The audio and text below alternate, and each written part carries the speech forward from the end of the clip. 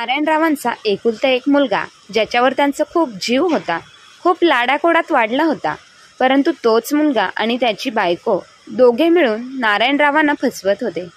त्यांच्या पेन्शनच्या आलेले पैसे काही ना काही बहाणा सांगून गुपचूप काढून घ्यायचे आणि घरातील छोटं मोठं काम तर सोडाच, परंतु झाडू पोछा, भांडी घासणे हे सगळं काम एखाद्या नोकराप्रमाणे त्यांची सून त्यांच्याकडून करून घेत होती. आणि ह्या सगळ्या दरम्यान त्यांना साधं 2 वेळचं जेवणसुद्धा देत नव्हती. त्यामुळे असह्य झालेले नारायणराव नेहमीच दुःखी असायचे. परंतु एक दिवस त्यांच्या मित्राने त्यांना अशी काही आयडिया सांगितली की त्यामुळे त्यांचं संपूर्ण पुढील आयुष्य तर बदलूनच गेलं. परंतु मुलगा आणि सून देखील रस्त्यावर आले. परंतु नंतर नारायणराव यांनी नक्की केलं तरी काय, हे आपण आजच्या कथेमध्ये पाहूया. सुनबाई, आता तरी काही खायला दे. सकाळपासून तुम्हाला नाश्ता देखील दिला नाही. नारायणराव त्यांच्या सुनेला नेहाला तिच्या बेडरूमच्या दरवाजाबाहेर उभे राहून म्हणाले. तेव्हा ती म्हणाली, तुम्हाला दिसत नाही का, मी आराम करते आहे, कारण माझी तब्येत खराब आहे. आता तुम्हाला काही मिळणार नाही. 4-5 वाजता चहा नाश्ता बनवेन तेव्हा देईन, तुम्ही जात, असे बोलून तिने बेडरूमचा दरवाजा लावून घेतला. सुनेचे बोलणे ऐकून नारायणरावांच्या डोळ्यामध्ये पाणी आले. सकाळपासून ते दुपारपर्यंत ते काहीच न खाता काम करत होते. त्यांनी सुनेने सांगितलेली घरातील आणि बाहेरची सर्व कामे केली. ते मनात म्हणाले, मी तर सुनबाईने सांगितल्याप्रमाणे झाडांना पाणी घातले, तसेच बाजारात जाऊन भाजी देखील आणली. वीज बिल भरले, पण त्याआधी आपल्या म्हाताऱ्या सासऱ्याला नाश्ता द्यावा असे तिला का वाटले नाही. ती म्हणाली होती, सर्व काम संपवा, तेव्हाच दुपारी भरपेट गरमागरम जेवण मिळेल. पण आता दुपार होऊन गेली तरी तिने काहीच खायला दिले नाही. ते भुकेने व्याकुळ झाले होते. नाईलाजाने ते बाहेर गेले आणि अंगणातल्या ओट्यावर जाऊन बसले. गावाकडचे राहते घर विकून त्यांनी इथे शहरात एक छानसे घर विकत घेतले होते. पण जेव्हापासून ते त्यांचे गाव सोडून शहरात मुलाकडे आले होते, त्यांना कधीच या घरात आपलेपणा मिळाला नाही. किती आनंदाने ते गाव सोडून शहरात आले होते. त्यांना वाटले की आत्ता मुलगा आणि सुनेबरोबर आनंदाने त्यांचा मुलगा सोहम उच्च शिक्षित झाला, त्यामुळे माझ्या मुलाने माझ्या कष्टाचे चीज केले असे ते त्यांच्या सर्व मित्रांना सांगायचे. आणि हे सांगताना त्यांची छाती गर्वाने फुगायची. पण त्यांना आज हे दिवस पाहावे लागतील याचा त्यांनी कधीच विचार केला नव्हता. भुकेमुळे त्यांचा जीव जायची वेळ आली होती, पण ते करणार तरी काय होते. त्यांच्याकडे बाहेरचे काही आणून खाण्यासाठी पैसे नव्हते. तेवढ्यातच त्यांना घरासमोरून जाणारी पूनम दिसली, जी त्यांच्या शेजारी राहत होती. तिला पाहून ते पटकन उठले आणि तिच्याकडे गेले. तेव्हा नारायणरावांना पाहून ती म्हणाली, काका, तुम्ही एवढ्या उन्हामध्ये इथे गेटजवळ का उभे आहात. नारायणराव काहीच बोलले नाही. तेव्हा त्यांच्या डोळ्यात आलेले पाणी पाहून तिला समजले. ती म्हणाली, काका, तुम्ही आत या बरं, आधी तुम्हाला पाणी हवे आहे का. तेव्हा नारायणराव म्हणाले, बाळा, पाणी नको, मला काहीतरी खायला देशील का. असे बोलताना त्यांनी आपली मान खाली घातली आणि त्यांचे डोळे पाण्याने भरले. पूनम पटकन किचनमध्ये गेली आणि एका ताटामध्ये चपाती आणि भाजी घेऊन आली आणि म्हणाली, काका, इथे बसा आणि जेवून घ्या. जसे पूनमने जेवणाचे ताट त्यांच्या समोर ठेवले. भुकेने व्याकुळ झालेले नारायणराव काहीही विचार न करता आदाशासारखे जेवू लागले. सकाळपासून उपाशी असलेले नारायणराव आता कुठे तृप्त झाले होते. तेव्हा ते पूनम समोर हात जोडून म्हणाले, बाळा, तुझे खूप आभार. तेव्हा पूनम म्हणाली, आहो काका, तुम्ही मला माझ्या वडिलांसमान आहात. हे पहा, जेव्हा कधी तुम्हाला भूक लागेल तेव्हा इथे हक्काने येत जा. आणि तुमच्यासोबत असताना माझा सोनू देखील खूप खुश असतो. नारायणराव विचार करत म्हणाले, पूनम बाळा, काल तू म्हणाली होतीस ना, तुझ्या रोपवाटिकेत एक बागकाम करणारा माणूस हवा आहे. पूनम म्हणाली, हो, मग मलाच तुमच्या रोपवाटिकेत कामाला घेशील का? मी करेन तिथे काम. पूनम म्हणाली, अहो काका, तुम्हाला कामाची काय गरज आहे? नारायणराव म्हणाले, मी तुझ्या रोपवाटिकेत काम करेन, त्या बदल्यात तू मला जेवण देत जा. पूनम म्हणाली, अहो काका, त्यासाठी तुम्हाला काम करण्याची काही गरज आहे का? मी रोज देईन तुम्हाला जेवण. नारायणराव म्हणाले, नको बाळा, मला असे फुकटचे अन्न माझ्या घशाखाली उतरणार नाही. तेव्हा ती म्हणाली, ठीक आहे, या तुम्ही उद्यापासून. नारायणराव म्हणाले, पण ह्याबद्दल तू माझ्या मुलाला आणि सुनेला काही बोलू नकोस, नाहीतर माहिती नाही ते माझ्यासोबत काय करतील. पूनम म्हणाली, काका ठीक आहे, काळजी करू नका. त्यानंतर आता दररोज नारायणराव सकाळी सुनेला न माहिती होता घराबाहेर पडायचे आणि पूनमच्या रोपवाटिकेत काम करून मग घरी परत यायचे. पूनम आता दररोज येताना तिच्यासोबत नारायणरावांचाही जेवणाचा डबा न चुकता आणायची.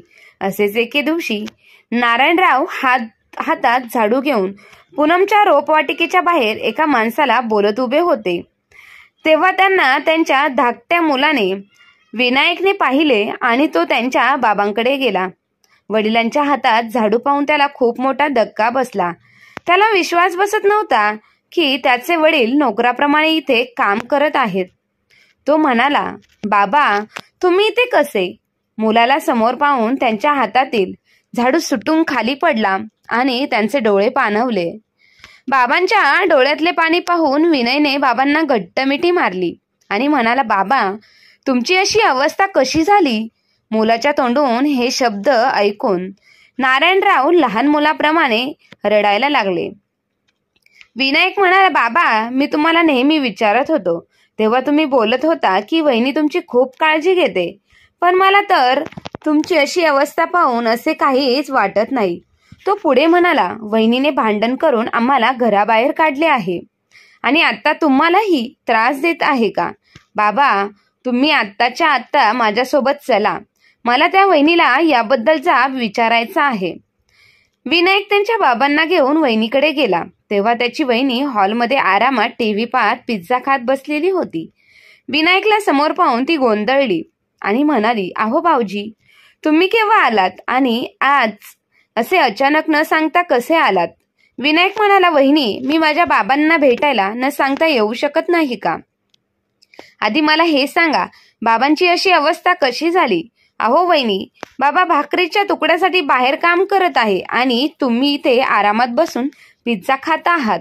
मला सांगा, दादा कुठे आहे? त्याला वडिलांची अशी अवस्था, त्यांना होणारा त्रास दिसत नाही का? नेहा म्हणाली, भाऊजी, माझ्याच घरी येऊन मलाच भाषण देण्याची काही एक गरज नाही. जर तुम्हाला बाबांची एवढीच काळजी आहे तर त्यांना तुमच्याकडे घेऊन का जात नाही? जर वाटणी बरोबरीने घेता तर आम्ही एकट्याने हा भार का उचलायचा? आम्हीच तुमच्या बापाला का सांभाळायचे? विनायक म्हणाला, खबरदार वहिनी, माझ्या बाबांना भार वगैरे बोललात तर. त्यांच्या मोठ्या मुलाला वडिलांना होणारा त्रास दिसत नसेल तर त्यांचा धाकटा मुलगा अजून जिवंत आहे. नेहा म्हणाली, अरे वा, तुम्हाला बायको सांभाळायची अक्कल नाही आणि तुम्ही वडिलांना सांभाळणार. आल्या पावली परत जा. तेव्हा नारायणराव म्हणाले, विनू बाळा, तू जा इथून, मला आणखी वाद नको आहे. मी उद्या किंवा परवा तुझ्याकडे येईन. विनायक बाबांकडे पाहून निघून गेला आणि नारायणरावण त्यांच्या खोलीत गेले. पण त्यांना ना मोठ्या मुलावर भार होऊन जगायचे होते आणि ना आपल्या धाकट्या मुलावर. त्यांना मागचे दिवस आठवू लागले की एकदा त्यांची मोठी सून सोहमला म्हणाली होती की आता दिवाळी जवळ आली आहे, तेव्हा माझ्यासाठी एक सुंदर सोन्याचा हार बनवा आणि मला काही पैसेही द्या. मला माझ्या माहेरच्या माणसांसाठी काही भेटवस्तू घ्यायच्या आहेत. तेव्हा सोहम म्हणाला, तुझे डोके तर ठिकाण्यावर आहे ना? तुला सोन्याचा हार घेऊन तुझ्या माहेरच्या माणसांना दिवाळी भेटवस्तू देण्यासाठी एवढे पैसे कुठून आणू? मला सांग, तुझ्या माहेरहून कधी कोणती भेटवस्तू येते का? नाही ना. तूच त्यांना नेहमी काही ना काही देण्याचे बोलत असते. तुला बोलायला काय पैसे पडतात का? माझ्याकडे तर एवढे पैसेही नाहीत आणि ना मला कोणी लॉटरी लागली आहे. तेव्हा नेहा म्हणाली, अरे चा, मी तर विसरलेच की अहो, आपल्या घरामध्ये चालती फिरती लॉटरी आहे की. आणि तुम्ही एक आहात जे नेहमी पैसे नाहीत म्हणून रडत असता. तेव्हा सोम म्हणाला, तुला काय बोलायचं आहे ते स्पष्ट बोल. तेव्हा ती म्हणाली, आधी सांगा, जर मी तुम्हाला एक आयडिया सांगितली तर तुम्ही मला सोन्याचा हार घेऊन देणार ना? सोहम म्हणाला, मला तुझी आयडिया आवडली तर हो, घेऊन देईन, आता सांग. तेव्हा नेहा म्हणाली, तुमचे बाबा तर आपल्याच सोबत राहतात, तर मग आपण असे करूयात, त्यांच्याकडे जाऊन आपली परिस्थिती सांगू या, झालेच थोडेच तर रडण्याचे नाटक करू. मग बघाल तुम्ही, ते आपली अवस्था पाहून आपल्याला नक्की मदत करतील. लगेच तुम्हाला कपाटातील चेकवर सही करून देतील. नाही ते बघाच, आणि आपण त्यांच्यासोबत का राहतोय हे तुम्हाला वेगळं सांगण्याची गरज नाही ना. बाबा आपल्याला सोडून दुसरीकडे कुठेच जाणार नाहीत, कारण भाऊजींची अशी परिस्थिती नाही की ते बाबांना त्यांच्यासोबत ठेवून घेतील. आणि सर्वात महत्वाचे म्हणजे पैशांचा हिशोब ठेवायला आता तुमची आई ही जिवंत नाही. काय म्हणता, बरोबर बोलते आहे ना मी? तेव्हा बाबांचे सर्व पैसे आपलेच आहेत आणि ते त्यांच्याकडून कसे काढायचे हे आता मला चांगले समजले आहे. तेव्हा सोम हसत म्हणाला, वा, काय हुशार आहे माझी बायको. नेहा, मानलं तुला. काय डोकं आहे तुझे. आता आपण तू म्हणतेस तसं करू. मग काय, दुसऱ्या दिवशी सोम त्याच्या बाबांकडे गेला आणि म्हणाला, बाबा, यशला दुसऱ्या शाळेमध्ये घालायचं आहे, कारण त्याच्या या शाळेमध्ये व्यवस्थित शिकवत नाही. पण मला समजत नाहीये की त्याचे ऍडमिशन कसे करू. तेव्हा नारायणराव म्हणाले, सोहम, काय प्रॉब्लेम आहे? असे विचारतच सोहमने त्याच्या खूप साऱ्या पैशांच्या अडचणी आपल्या बाबांना सांगितल्या आणि म्हणाला, बाबा, चांगल्या शाळेत ऍडमिशन करायचे तर त्याच्यासाठी कमीत कमी 1,00,000 रुपये तरी लागतील. मला तर कधी कधी असे वाटते की त्याला सरळ आपल्या त्या सरकारी शाळेमध्ये घालावे. तेव्हा नारायणराव म्हणाले, वेडा झाला आहेस का? मग सुरुवातीला सरकारी शाळेत घालायचे. त्या सरकारी शाळा ही चांगल्याच असतात. सध्या तो इंग्लिश मीडियम मध्ये शिकतो आणि तू घाल त्याला मराठी शाळेमध्ये. मराठी शाळेत. आता त्या सरकारी शाळा तरी घेतील का त्याला मधूनच त्यांच्या शाळेत? अरे, अशाने माझा नातू अभ्यासात मागे राहणार नाही का? ते काही नाही, मी तुला पैसे देईन आणि मग तू त्याचे ऍडमिशन कुठल्या चांगल्या शाळेत करायचे ते बघ. नारायणरावांनी कपाट उघडून चेकबुक बाहेर काढले आणि चेकवर सही करून चेक मुलाच्या हातात दिला. सोम चेककडे बघत आनंदात निघून गेला. नारायणराव रिटायर सरकारी अधिकारी होते आणि आपल्या मुलाबरोबर आणि सुनेबरोबर त्यांच्या घरातच राहत होते. त्यांच्या पत्नीचे निधन होऊन 1 वर्ष झाले होते, त्यामुळे त्यांना खूप एकटे एकटे वाटायचे. ते सतत त्यांच्या खोलीत एकांतात बसायचे. कधी रामायण वाचायचे, टीव्ही पाहायचे, तर कधी देवाचा जप करायचे. नारायणरावांना साधारण 30,000 रुपये पेन्शन मिळत होती. त्यातून ते 10,000 रुपये दर महिना घर खर्चासाठी आपल्या मुलाला द्यायचे आणि उरलेले 10,000 रुपये धाकट्या मुलाला द्यायचे, कारण तो एका खाजगी कंपनीत काम करत होता आणि त्याला 2 मुली होत्या. मुली लहान असतानाच विनायकची बायको एका पुरुषासोबत घर सोडून निघून गेली होती. त्यामुळे तो बिचारा एकटा नोकरी करून त्याच्या दोन्ही मुलींना नीट सांभाळायचा. रिटायर झाल्यावर मिळालेल्या पैशातून त्यांनी आपल्या धाकट्या मुलालाही एक छोटेसे घर घेऊन दिले होते. विनायकची बायको निघून गेल्यावर नारायणराव त्याला म्हणाले, तुझ्या मुली लहान आहेत, तू इकडे सोमकडे काही दिवस राहायला ये. तेव्हा नेहा नारायणरावांना म्हणाली की तुमची धाकटी सून पळून गेली म्हणून मी का बरं तिच्या मुलींचा सांभाळ करू. तुमचा मुलगा आणि त्याच्या त्या मुली त्यांचे ते बघून घेतील. बाबा, उगाचच माझ्या डोक्याला त्रास देऊ नका, नाहीतर मीही माझ्या माहेरी निघून जाईन. मग बसा तुमची दोन्ही मुले आणि नातवंडे सांभाळत. मग काय, विनायकने आई होऊन मुलींना सांभाळले आणि आजही सांभाळत होता. विनायक आपल्या वडिलांना नेहमी त्यांच्यासोबत त्यांच्या घरी राहायला चला म्हणून हट्ट करायचा, पण बाबांना विनायकला त्रास द्यायचा नव्हता आणि ना ही त्यांचा खर्च वाढवायचा होता. इकडे सोमला चांगली नोकरी असूनही तो घरात 1 रुपया देखील खर्च करत नव्हता. नारायणरावांना मिळणाऱ्या पेन्शनच्या पैशातून ते सर्व घर खर्च करायचे. एके दिवशी नारायणराव नेहाला म्हणाले, सुनबाई, माझ्यासाठी रोज 4 बदाम भिजत घालत जा. असे म्हणतात की ह्या वयात बदाम खाल्लेले चांगले असते. तेव्हा नेहा हसत म्हणाली, अहो बाबा, आम्ही काय, पण आमचा मुलगाही बदाम खात नाही आणि तुम्ही बदाम खाणार का? बदाम किती महाग आहेत. असतात ठाऊक आहे ना तुम्हाला, पण तरी हे ठीक आहे. जर तुमची बदाम खाण्याची इच्छा आहे तर मी सांगेन की बदाम घेऊन या. तसे तर त्यांचा खिसा नेहमीच रिकामा असतो. मला किंवा माझ्या मुलाला जरी खावेसे वाटले तरी त्यांनी आणले नसते, पण तुमच्यासाठी ते काहीही करून बदाम नक्की घेऊन येतील. दुसऱ्या दिवशी सकाळी सोम ऑफिसला जाताना म्हणाला, बाबा तुम्हाला बदाम हवे आहेत का? मी ऑनलाईन मागवतो, पार्सल आले तर मग तुम्ही त्याचे पैसे द्या. माझ्याकडे पैसे नाहीत, आणि जर इथून आणायचे असतील तर मग आत्ता लगेच पैसे द्या, संध्याकाळी येताना घेऊन येतो. सोमचे बोलणे ऐकून नारायणराव खूप दुःखी झाले. ते मनात म्हणाले की घरातील सगळा खर्च मीच करतो, पण तरी सोमकडे पैसे कसे नसतात. मग काय, त्यांनी गुपचूप त्यांच्या हातामध्ये 500च्या 2 नोटा दिल्या. नारायणरावांच्या सोमची एक गोष्ट खटकत होती. तो म्हणजे स्वतःच्या वरच्या खर्चासाठी सुद्धा त्यांच्याकडेच हात पसरवायचा, आणि जेव्हा ते त्याला आपल्या गरजेचे काही सामान आणण्यासाठी सांगायचे तेव्हा सुद्धा तो त्यांच्याकडे पैसे मागायचा. त्यामुळे त्या दोघा नवरा बायकोला जणून नारायणरावांकडून पैसे उकळण्याची सवयच झाली होती, आणि यामुळे ते खूप दुःखी असायचे. नारायणराव एका दिवशी त्यांच्या मित्राबरोबर म्हणजे प्रकाशरावांसोबत फोनवर बोलत होते. ते सांगत होते की माझा मुलगा चांगला कमवता असूनही मी माझ्या पेन्शनच्या पैशातून सर्व घर खर्च करतो, पण तरीही मुलगा आणि सून खूप लोभी आहेत. काही कारण सांगून माझ्याकडून पैसे काढून घेतात, पण मी तरी काय करू शकतो? जर पैसे दिले नाहीत तर जेवण मिळत नाही. अखेर मला त्यांच्याकडे राहायचं आहे, त्यामुळे मी सर्व काही सहन करतो. तेव्हा त्यांचा मित्र म्हणाला, नारायण, अरे अशा मुलांची सवय कधीच जात नाही. त्यांना तुझ्याकडून पैसे मिळतात म्हणूनच तर ते तुला सांभाळत आहेत. विचार कर, तुझ्याकडे पेन्शन आहे तरी ते तुझ्याशी एवढे वाईट वागतात. जर तुला पेन्शन नसती तर त्यांनी तुझ्याकडे डोंकून सुद्धा पाहिले नसते. त्यांना तू बाप आहेस म्हणून तुझी काळजी वाटत नाही, तर स्वतःच्या स्वार्थासाठी ते तुझ्या सोबत राहत आहेत. तू पाहशील ना, एक दिवस ते तुला कंगाल करून सोडतील. त्यामुळे आत्ताच या वयात सुखाने राहावे असे वाटत असेल तर आत्ताच स्वतःसाठी काहीतरी निर्णय घे. नारायणराव फक्त आपल्या मित्राचे बोलणे शांतपणे ऐकत होते. नंतर बोलून असे सांगून नारायणरावांनी फोन ठेवला. एके दिवशी नारायणरावांचा चष्मा तुटला, म्हणून ते सोमला म्हणाले, सोहम, माझा चष्मा बनवून आणतोस का? चष्म्याशिवाय मला काही व्यवस्थित दिसत नाही. तेव्हा सोम म्हणाला, बाबा आज तर मला काही वेळ नाही. तेव्हा नेहाने सोमला आवाज देऊन बेडरूममध्ये बोलवले.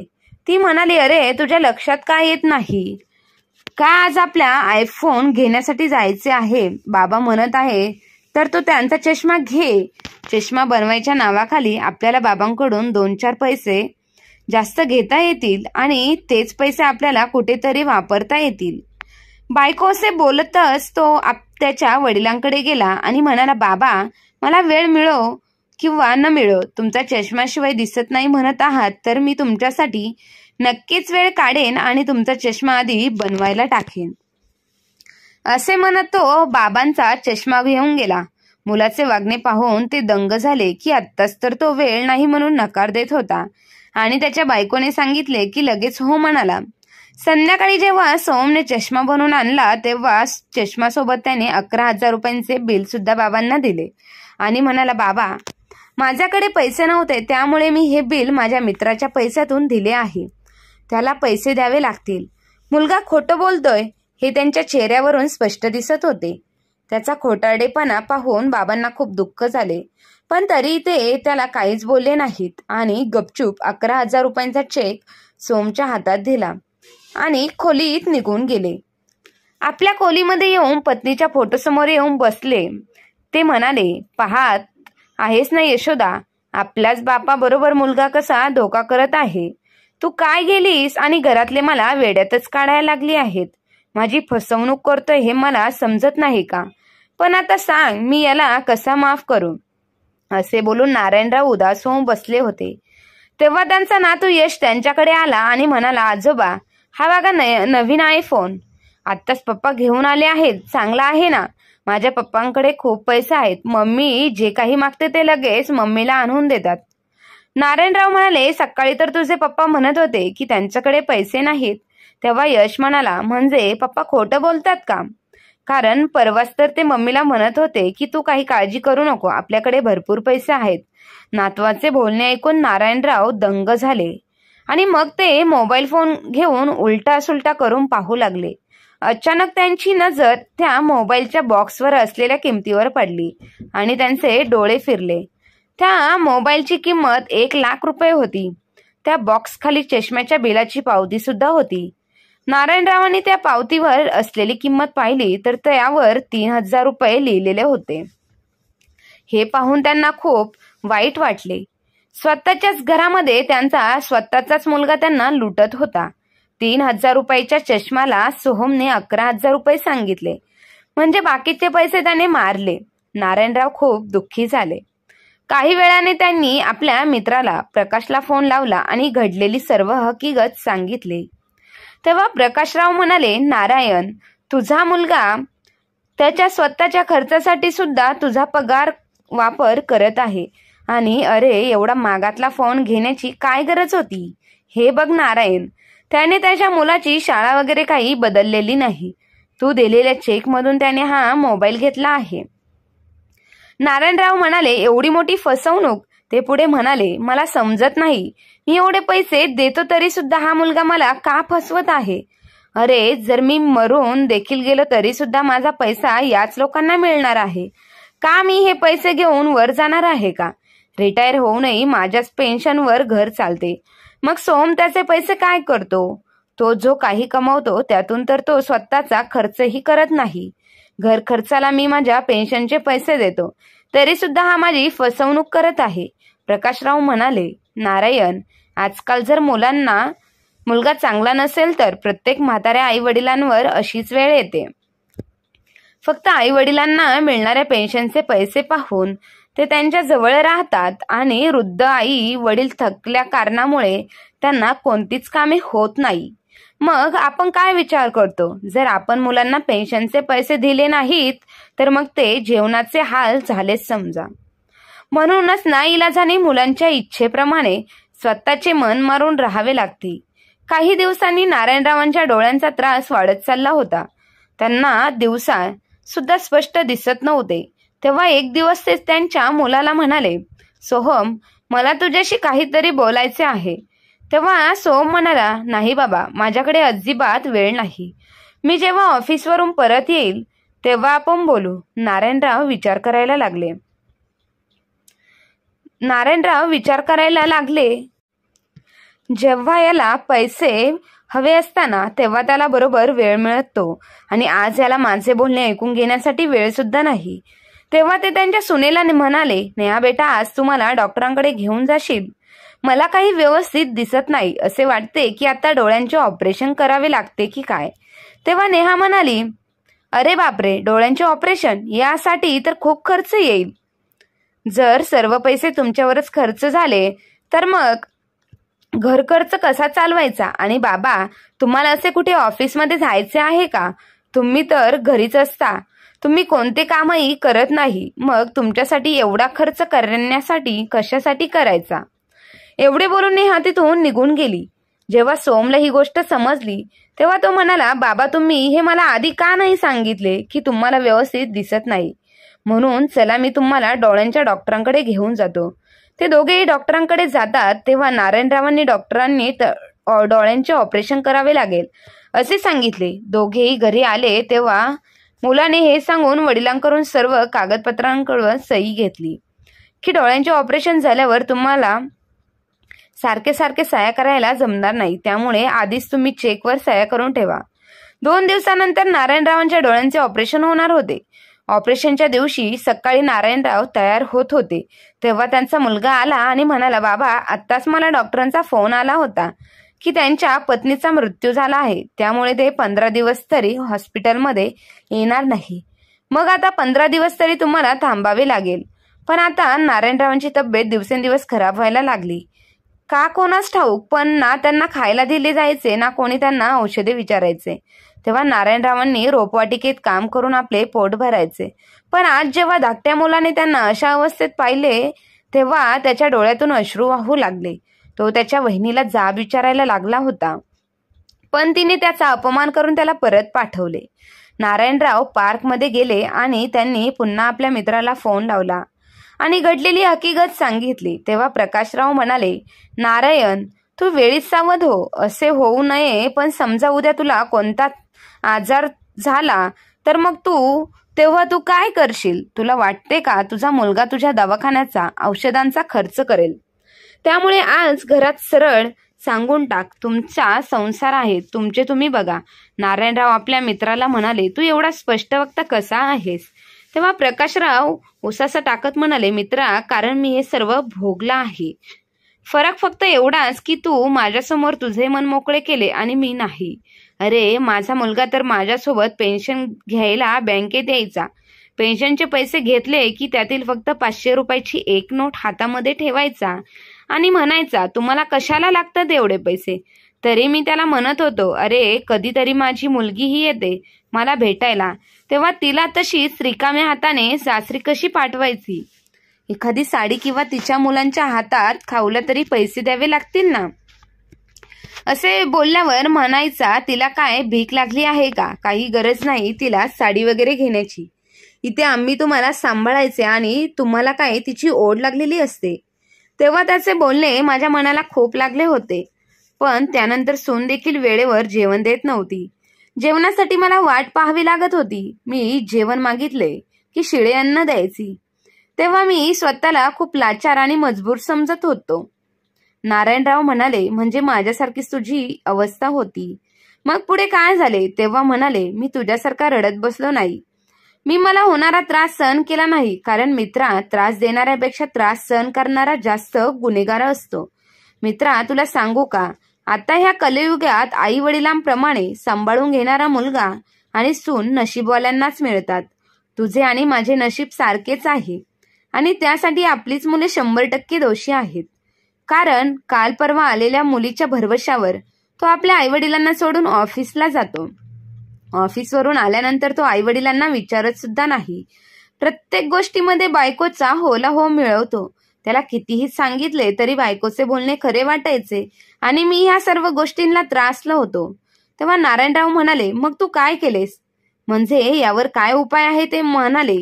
मी यावर मात्र एक उपाय शोधला. मी सरळ माझ्या मुलाला सांगून टाकले की मला आता तुझ्यासोबत राहायचे नाही, मी वृद्धाश्रमात राहायला जाणार आहे.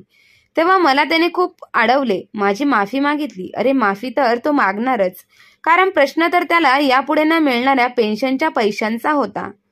पण तेव्हा मी मात्र मागे वळून पाहिले नाही. मित्रा, आजच्या काळामध्ये वृद्धाश्रम ही एक गरज झाली आहे.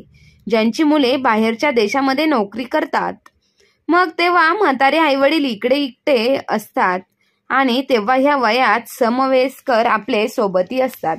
खास करून एक विधवा आणि आपल्यासारखे विधूर, ज्यांना वृद्धाश्रमात जाऊन समवयस्कर मित्रांना भेटून आपली सुखदुःख वाटून घेता येतात. मग आपल्याच मुलांकडून त्रास सहन करून त्यांच्याचकडून आपली फसवणूक करून घेण्यापेक्षा वृद्धाश्रम हा उत्तम पर्याय आहे. नारायणराव म्हणाले, प्रकाश, आज तू माझे डोळे उघडे केले. मी उगाचच मुलाजवळ राहून खाण्यापिण्याची आबाळ करून घेत होतो. माझ्याच पैशांतून त्यांच्या इच्छा सुद्धा पूर्ण करत होतो आणि माझी फसवणूक होते हे मला ठाऊक असून सुद्धा मी त्यांच्याशी काही बोलू शकत नव्हतो. आणि एवढे असूनही मला त्या घरात मान सन्मान प्रेम अजिबात मिळत नव्हते. त्यामुळे आता मला इथे घर सोडून देणे उत्तम वाटते. नारायणरावांनी फोन ठेवला आणि ते एक महत्वाच्या कामासाठी गेले. काही वेळाने ते त्यांच्या घरी पोहोचले आणि आपल्या खोलीत गेले आणि आपली बॅग पॅक करायला लागले. तेव्हा नेहा आली आणि म्हणाली, बाबा, तुम्ही कुठे जात आहात का? हे बघा, आज 6 तारीख आहे आणि अजूनही मला तुमच्या मुलाने घर खर्चासाठी पैसे दिलेले नाहीत. तुमच्याजवळ जर 5,000 10,000 रुपये असतील तर मला द्या. दूधवाला, पेपरवाला, इस्त्रीची आणि कामवाली ह्या सर्वांचे मला पैसे द्यायचे आहेत. दूध नाही आले तर मग तुम्ही चहा कसा पिणार आहात? नारायणराव म्हणाले, सुनबाई, मी चहा प्यायचं सोडून दिले आहे आणि तुझा नवरा जेव्हा ऑफिसमधून परत येईन तेव्हाच त्याच्याकडून पैसे घे. आता माझ्याकडे पैसे नाहीत. एवढे बोलून ते त्यांचे सामान भरायला लागले. सून म्हणाली, पण तुम्ही तुमचे सामान बांधून कुठे जात आहात? तेव्हा नारायणराव म्हणाले, आता माझे या घरामध्ये मन लागत नाही, त्यामुळे मी माझ्या राहण्याची व्यवस्था दुसरीकडे केली आहे.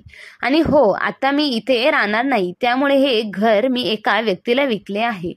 त्यामुळे तुम्ही आता तुमच्या स्वतःसाठी घर शोधायला लागा. तुमच्याकडे 2 महिने वेळ आहे. त्यामुळे लवकरात लवकर तुम्ही लोक स्वतःसाठी घर शोधा, कारण त्यानंतर हे घर खरेदी केलेला माणूस इथे राहायला येणार आहे. नेहा म्हणाली, तुम्ही असे कसे करू शकता? हे घर आमचे आहे. नारायणराव म्हणाले, हे तुला कोणी सांगितले? तुम्ही स्वतःचा संसार माझ्या पेन्शनवर करता आणि हे घर आमचे आहे असे म्हणायला एवढे मोठे घर कधी घेतले? दाखव बघू घराची कागदपत्रे. उचलली जीभ, लावली टाळ्याला. हे घर मी माझ्या पैशांनी खरेदी केलेले आहे. त्यामुळे मी हे घर विकण्याचा निर्णय घेतला आहे. त्यामुळे माझ्या निर्णयाला कोणीही बदलू शकत नाही. नेहमी बोललेले सर्व काही गुपचूप ऐकून घेणारा शांत स्वभावाच्या सासऱ्याचे हे रूप पाहून नेहाला खूप घाबरली होती. नारायणरावांनी आपले सर्व सामान उचलले. भिंतीला लावलेला त्यांच्या पत्नीचा फोटो घेतला आणि धाकट्या मुलाला फोन करून बोलावून घेतले आणि त्याच्यासोबत घरातून बाहेर पडले. पाठीमागून नेहा त्यांना खूप आवाज देत होती, पण त्यांनी मागे वळून पाहिले नाही. नारायणरावांनी विनायकचा पत्ता सांगितला आणि मित्रांनी सांगितलेल्या वृद्धाश्रमाजवळ गाडी थांबवायला सांगितली. विनायक म्हणाला, बाबा, अहो हे तर वृद्धाश्रम आहे. तुम्ही इथे राहणार? नाही बाबा, तुम्ही माझ्यासोबत घरी चला. मी माझ्या मुलींची शपथ घेऊन सांगतो, मी कधीच तुम्हाला कोणताही त्रास होऊन देणार नाही. तेव्हा नारायणराव म्हणाले, बाळा, मला ठाऊक आहे, तू सोहमपेक्षा 10 पटीने चांगला आहेस, पण मला तुझ्यावर भार होऊन जगायचे नाही. त्यापेक्षा तूच मला इथे दर महिन्याला भेटायला येत जा. आणि आता तू मला, माझी शपथ आहे, मला आग्रह करू नकोस. वडिलांच्या तोंडून हे सर्व ऐकून मुलाचे डोळे पाण्याने भरले. तो बाबांना घेऊन आत गेला, जिथे प्रकाशरावही होते. विनायक म्हणाला, काका, तुम्ही माझ्या बाबांकडे लक्ष द्या. असे बोलताना त्याचे डोळे पाण्याने भरले आणि तो त्यांचे वडिलांना पुन्हा एकदा मिठी मारली आणि खूप जड पावलांनी तो तिथून निघून गेला. तिकडे नेहाने सोहमला फोन लावून घडलेलं सर्व काही सांगितले. तसा सोहमही तडकाफडकी ऑफिसमधून घरी आला आणि त्याने वडिलांना फोन लावला आणि म्हणाला, बाबा, तुम्ही असे कसे करू शकता? पण आधी हे सांगा की तुम्ही कुठे आहात. मला तुम्हाला काही आत्ताच्या आत्ता लगेच भेटायचे आहे. नारायणराव म्हणाले, मला भेटून काही फायदा होणार नाही. तरी जर तुला यायचेच असेल तर मी तुला माझा पत्ता सांगतो. एवढे बोलून त्यांनी आपला पत्ता सोहमला व्हॉट्सअप केला. काही वेळातच तो आश्रमात पोहोचला. गुपचूप एकटे आणि शांत राहणारे नारायणराव वृद्ध लोकांच्या गर्दीमध्ये हसत गप्पा मारत बसले होते. तिथे जाऊन सोहम म्हणाला, वा, आम्हाला अडचणीत आणून तुम्ही ते हसत आहात का? अखेर तुम्ही आमची एवढी मोठी फसवणूक का केली? नारायणराव आपल्या मित्राकडे प्रकाशरावांकडे पाहत म्हणाले, ऐकत आहेस ना प्रकाश, मी याची फसवणूक केली म्हणे. जो मुलगा दर महिन्याला माझी फसवणूक करायचा आणि आज तोच मला विचारत आहे. अरे नालायका, स्वतःच्या आत वाकून बघ. तू दर महिना कोणता तरी बहाणा बनवून तुझ्या बापाकडून पैसे काढत होता. जर मी तुला धोका देऊन माझ्याकडून घेतलेल्या पैशांचा हिशोब लावायला लागलो तर तुझ्यावर खूप कर्ज होईल. त्यामुळे गुपचूप घरी जा. तुझ्याकडे 2 महिन्यांचा वेळ आहे. त्यामुळे तुझेही सामान बांधायला घे आणि माझे घर खाली कर. सोहम खूप घाबरला होता. तो म्हणाला, बाबा, आता मी कुठे जाऊ, काय करू? नारायणराव म्हणाले, हा तुझा प्रश्न आहे. काय करायचे ते तुझं तू बघ. नारायणरावांनी जेव्हा त्याचा पराक्रम सर्वांसमोर उघडकीस आणला तेव्हा त्याने शरमेने मान खाली घातली. नारायणरावांनी त्याच्यासमोर आश्रमातील मॅनेजरला सांगितले की हा माणूस पुन्हा कधी येथे मला भेटायला आला तर याला गेटमधून हाकलून द्या. तेव्हा अपमानित होऊन सोहम रिकाम्या हाताने घरी परत आला आणि 2 महिन्यानंतर त्याला घर सुद्धा खाली करावे लागले. अखेर वडिलांची केलेली फसवणूक त्याला चांगलीच भोवली. नारायणराव यांनी घर विकलेले पैसे विनायकच्या मुलींच्या नावे बँकेत ठेवले. आता सोहम मुलगा आणि पत्नी 2 खोल्यांच्या छोट्याशा घरात राहतो. तिकडे विनायक न चुकता आपल्या मुलींसह त्याच्या बाबांना भेटायला आश्रमात जायचा. अखेर काही महिन्यांनी विनायकच्या मुलींनी आजोबांना वृद्धाश्रमातून घरी आणले. नारायणराव घरी पोहोचले तेव्हा त्यांच्या दोन्ही नातींनी त्यांचे खूप जोरात स्वागत केले. हे सर्व पाहून नारायणरावांच्या डोळ्यातून अश्रू आले. काही दिवसांनी त्यांच्या डोळ्यांचे ऑपरेशन केले गेले. तेव्हा नारायणरावांना पहिल्याप्रमाणे स्वच्छ दिसायला लागले. ऑपरेशन झाल्यावर पुन्हा एकदा त्यांचा मोठा मुलगा आणि सून एक वेळ त्यांची माफी मागण्यासाठी आले. तेव्हाही त्यांनी त्या दोघांना माफ केले नाही. आता नारायणराव त्यांच्या 2 नातींबरोबर आणि आपल्या मुलाबरोबर खूप खुश आहेत. मित्रांनो, तुम्हाला ही कथा कशी वाटली ती कमेंट करून नक्की कळवा आणि आपल्या चॅनलला लाईक, शेअर, सबस्क्राईब नक्की करा. धन्यवाद.